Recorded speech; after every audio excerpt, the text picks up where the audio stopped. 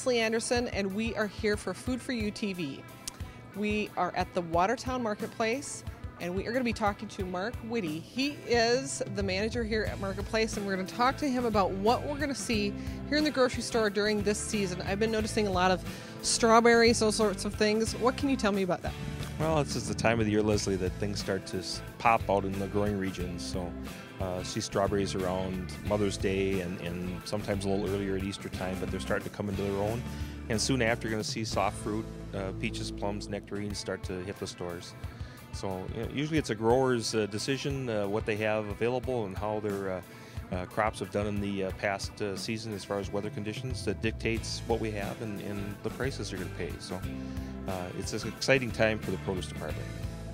Tell me, when you talk about crops, what crops were good this year or this season? What do you foresee?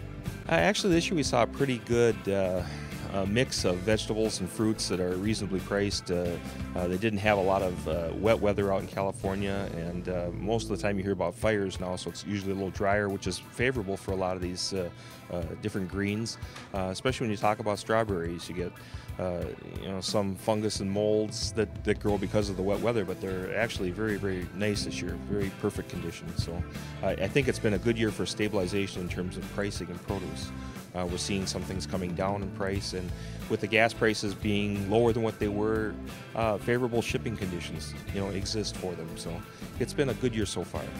Now, how do you decide what price to put something? Is it because you do get an excess in the product, or is it because it does have a good season? How do you decide what things you put on sale?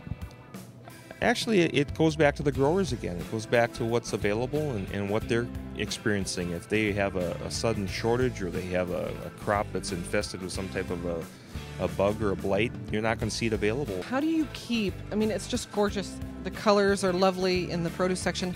How do you keep everything so fresh? Do you end up having to throw things out? Or, tell me about that a little bit. Well, as a rule of thumb, we don't want to put anything out there that we wouldn't buy, okay? And that's my advice to my produce managers. If it's not quality that you would purchase, then it goes. We try to go with world-class size product. The best names that we can buy, as you'll notice, like the strawberries, are Driscoll strawberries, probably the Cadillac of the strawberry. When you get to sizes, we carry a variety of sizes to appeal to different customers, but most people say wow when they see an orange like that as opposed to a smaller orange. But my grandmother would have probably liked the small orange. She just wasn't used to those great big jumbo pieces of fruit. And from our standpoint as a company, produce is kind of the calling card and also the standard by which all of our perishables are measured. And so most of the time you'll see our produce be the benchmark for the rest of the store.